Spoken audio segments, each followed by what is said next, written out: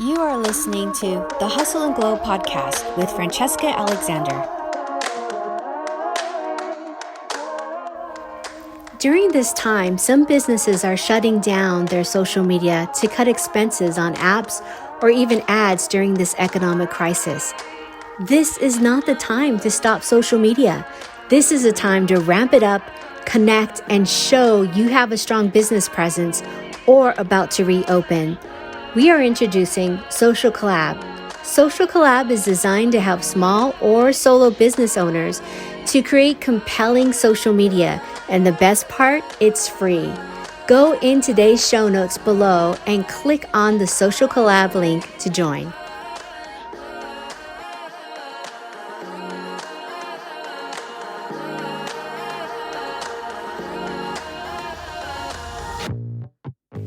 Hey there, and welcome to Hustle and Glow. I'm Francesca Alexander, and I am in week 7 of isolation, and we are humming along on level 2, which is great. I'm really excited as we open up and we open just in general back to the public and get to see people that I really like to connect with. I'm excited, and there's a little part of me that's a little anxious about it. I'm not a hypochondriac. However, I did find myself shopping for a mask that I can wear all the time that had a layer of charcoal in it too. So for that extra protection. So, I don't know, feeling good about seeing people, but I think the initial shock of seeing people is going to be there's going to be some anxiety around it, I think. Not that I'm not seeing people now. I mean, of course, I'm going to doing everyday shopping and stuff like that. But I have my PPE on, you know what I mean? I got my mask, I got my gloves. And then I got to kind of reintroduce myself to society. The cool thing is that New Zealand is still doing very well in very little to no new reports of COVID-19 people or people that are affected by that. So that's great. The other part of me is just literally wincing and not wanting to find out what's going on back home in Los Angeles. Of course I am. Every morning I'm listening to NPR and checking out the news by sliding into the news area on my phone and just checking to see, oh God, what happened? What's the news? What's the latest Rose Garden incident? Awful. But I guess I'm digressing a little bit. There's a lot of powerful stuff that I do want to talk about. And one of the things that was kind of interesting is I wanted to do 2 podcasts a week in the beginning. I think I'm going to go ahead and slide down to 1 just because I feel I'm in the middle of launching as well. So although this is fun and creative, I think I need to go and streamline and do the work that I need to do to launch. So I can't do 2 of these because I get really, and this is the fun part, I get to spiral into that creative rabbit hole. And I really like doing it. I like to just sort of put the layers together and do the podcast and do little bits just like this little intro here. And I was going to do a health and wellness segment for this particular podcast. But then I was thinking, you keep holding back a lot. And I've talked to you before when we were talking about the divisive breakdown, which is just a couple of episodes back. That was hard for me to do. And the other thing is I took on some criticism past that podcast. Polite remarks about, you should go ahead and do Toastmasters. Yeah, I get it. I also don't have the best grammar when I'm emotional. So a lot of these high-touch emotional conversations I'm having, I stutter. First of all, when I was a kid, full disclosure, I had a lot of traumatic events happen to me, just like right there. It's a little slip, right? And I didn't speak for a long time, and I stuttered during like grade school, and I forced myself to get into acting when I was in high school just so I could work through it. But it was like I didn't tell anybody. It was just like my personal thing to like work through it. I still have struggles just speaking without any impediment or not grammatically correct. And for me, like, I get it. It's okay. Like, I am fine to do it. There are a lot of people that, like, for me anyway, when I'm speaking, like I'm speaking now, I'm speaking the words as I think about it. So it's not always, doesn't always come out correctly or with a good flow. I'm sure with the more podcasts that I do, I will start to seem a little bit more effortless. I do not want to write scripts, although this next one is script. Definitely wrote some script and some prompts for me to stay on track of this particular story. And this is me in my experience when I worked at MAC Cosmetics. I worked there for, I'm almost forgetting how long I worked there, but it had to be close to 9 years in Los Angeles. And it was like the worst of times and it was the best of times. Like, I really enjoyed that job, and I loved having working with clients that really felt the transformation, and I was helping them feel that way and changing their perspective on their own personal beauty. And it was amazing. The flip side was I was working for a company that wasn't friendly and diverse sizes. At the time, I was close to 300 pounds from a very unhappy marriage and an unhappy life. And the other piece was I was a woman of color, so I did not necessarily fit into that mold. And every area is different. The Los Angeles mold was very Hollywood. You know what I mean? That beautiful. If you were to cast that role, it would be a gorgeous, beautiful, slender model. And I wasn't that at all. I wasn't that at all. But I felt confident in my appearance because I knew makeup artistry. And for a lot of women that are bigger than normal size, we really dive into the beauty aspect because we can control that. The other part is a lot of work, but it was really hard to do this podcast. It was hard for me to recognize that, okay, in fact, I don't even think I mentioned my size in it. I might have. I recorded it and then I put it on the shelf, so to speak, and didn't want to talk about it for a while. They were some racial tones that I've experienced, very tough. And also, I was confronted a few times of how I didn't look the part. And that was really tough for me to hear. I almost wanted to say traumatic because it was a bit traumatic. It's traumatic when someone looks at you and says, yeah, we hired you for this and you're not really cutting it. And that was really, really hard. The corporate setting that I was in, one of the things that they would do is they would say like, hey, let's go to the espresso bar and talk a little bit about your opportunities. That was code word for let me just take you outside and really give you a tongue lashing and tell you how inferior you are. And it was a lot to take on. And a part of me didn't want to talk about anything, again, going back to those original narrative where I hear in my head, like, just keep it positive. Don't talk about anything negative. But I think now more than ever, it's important to talk about the things that were not positive, because if we don't talk about them, there's no room for change. And although I admire what MAC Cosmetics and the senior artist, especially the senior artist, have taught me while I was working there, I did not appreciate the management that tried to pin me down, and it was quite unfair, really unfair. So I'm going to actually share this with you. It's quite interesting because I don't think a lot of people talk about their work experiences in this way. So it'd be really interesting to get what you guys are thinking about it, especially I'll put some links in the show notes because I'd love for you to talk to me on social media and let me know what you thought about this episode. So here it is, episode 41, circa 1997, MAC Cosmetics.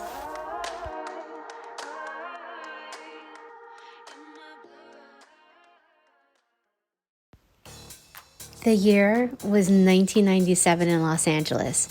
I was a 26-year-old Francesca interviewing for the coveted MAC Cosmetics makeup artist role. This was my second interview at the Beverly Center. The interview was bringing in a model, and then a MAC trainer would tear a sheet out of a glossy magazine to see if you can execute the look. I instinctively went through all of the look and pull products and skincare that would just produce that sheen in the skin that appeared in the magazine. I went outside the proverbial makeup box and to execute that look. I just went, wow, what else can I put on this girl's face to make it look like that?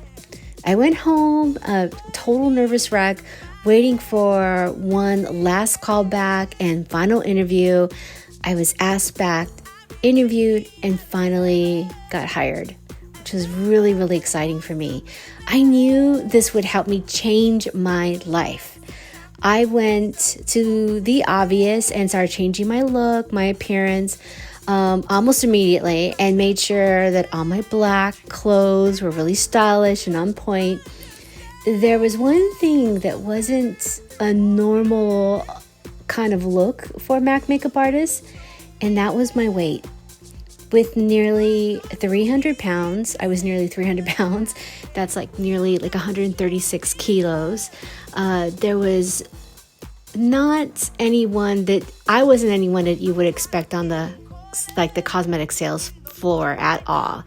I mean, remember, I was in Los Angeles, so my colleagues were actresses and models. Oh, that Estee Lauder girl over there. Well, yeah, she just made an appearance in Law & Order. Oh, and that Clinique girl over there. She was in that denim advertisement in last month's Vanity Fair. That was my life. It was insane. Also, this was a time, if you remember, that Gwen Stefani was a Lancome girl in Anaheim. So, these were the women that I worked with. It was unreal, flawless women. Trust me when I say this, it was soul crushing. From time to time to overhear management put me down over my weight.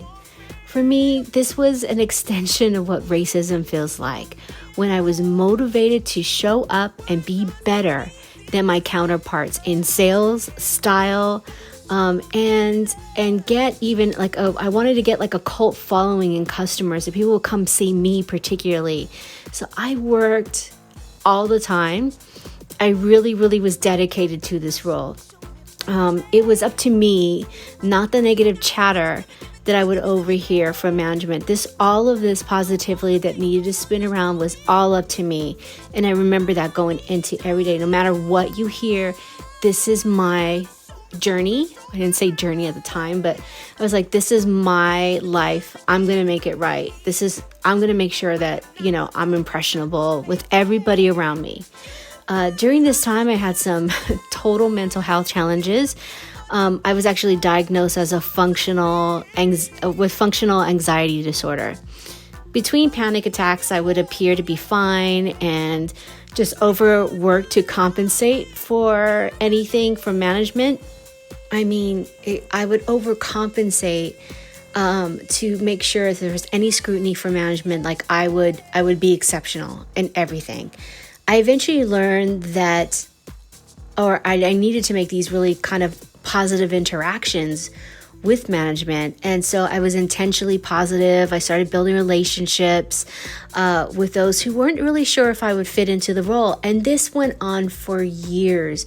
It wasn't Francesca had a couple of months. No, it was almost every year. If we had a change of management within our team or in the outer side team, I'd have to prove myself all over again because I just didn't look like a MAC cosmetic girl at the time. Eventually, I relaxed and got to enjoy the interactions with customers that wanted to have that instant change or they wanted to vary their look. My most memorable experiences with these women was really working with women who were of mature age or were not really confident. And I really tried to have them look at their real beauty that they were. They were all beautiful. I never had an ugly woman in my chair, ever. All women are beautiful, and anything that that I saw that was just kind of radiant, or bone structure, eye color, just the way their skin color is, anything, I would point it out to them. And in that very moment, they would start to sort of appreciate who they were. And for that was like my thing. That was my spark of the day, was to get a woman to realize how beautiful they were. When I got a woman to appreciate herself in the mirror and turn the conversation from fixing or correcting whatever attribute that she didn't like, I had her look at this moment as if this wasn't a moment to correct, but this was a moment to really adorn yourself with makeup and color and pigments, and really appreciate your skin texture, the color of your skin, and really, really own it. Even particularly making sure, especially for women of color, getting the right exact color tonality on your skin is liberating. You actually can live who you are. And that was at my point of difference. So people started coming to see me for the appreciation moment that they can actually sink into my chair and feel that, adorn moment. Like we're adorning you with cosmetics. This is nothing, that you really necessarily need, but we're going to have fun. You know what I mean? So it was really at the time, women should use cosmetics really just to probably either go out or do something quick. But I really made sure that they knew that this was an enhancement that was just appreciated by different pigments that we could use. And it really was an extension of self-care as we know it today. I mean, really, it really was. But it took a while, I think, for some clients to understand that. And I would always invite them to come back in, and they didn't have to buy anything, but, we really need to continue this chair session, see what they really like about it. So it was really, really great. I really went into that, and I really, that was like my magic sweet spot.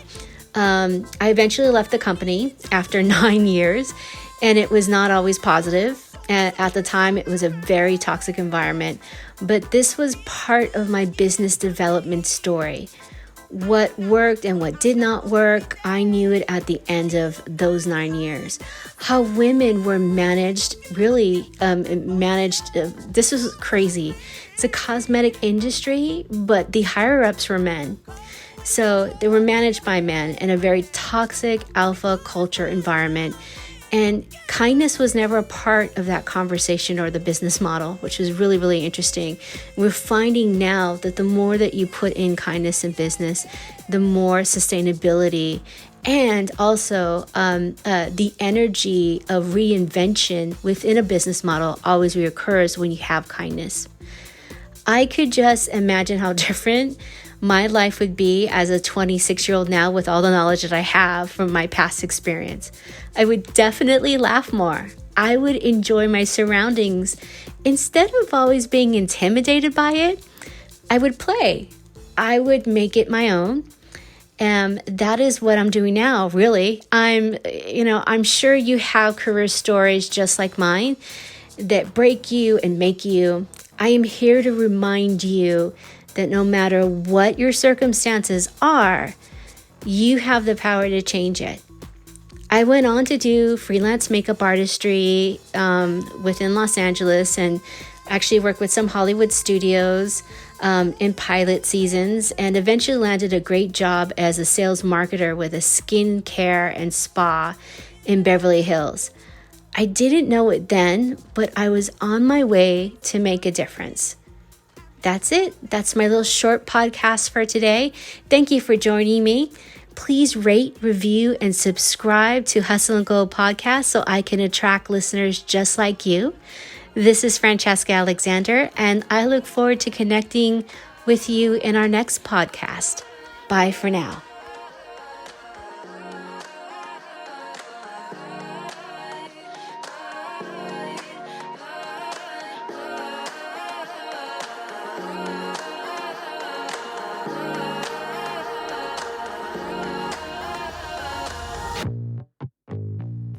How many of you miss a good meetup group?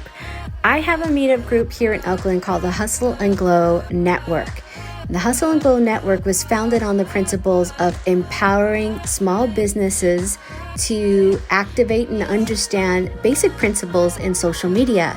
And since this time in particular, we are opening the group worldwide.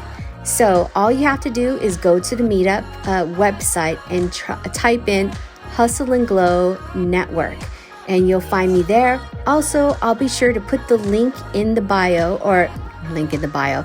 It's always in the bio, but link in the show notes as well. I'd love for you to come in and check it out. We have weekly meetings for now, just to check in to see how we can collectively shift our mindsets. And as we are slowly or still in business, we need a network of women to help support each other. And this is that place. And the best part of it is, it's free. We just want to connect with other women just like you.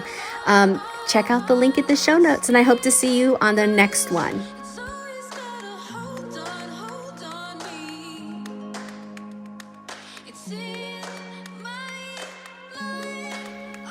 Thanks for listening, but before you go, I want to include an exclusive free offer for my listeners. I know as an online business owner and owner of a marketing agency that planning your social media like Instagram or LinkedIn can be exhausting, or you don't have the time or energy to get this done. Let me take this off your plate. Our wish for you is to make life just a little bit easier. Sign up for our free instant social media monthly content calendar at socialglobalgrind.com. Or you can just go to the show notes and click on the link. Thanks for listening.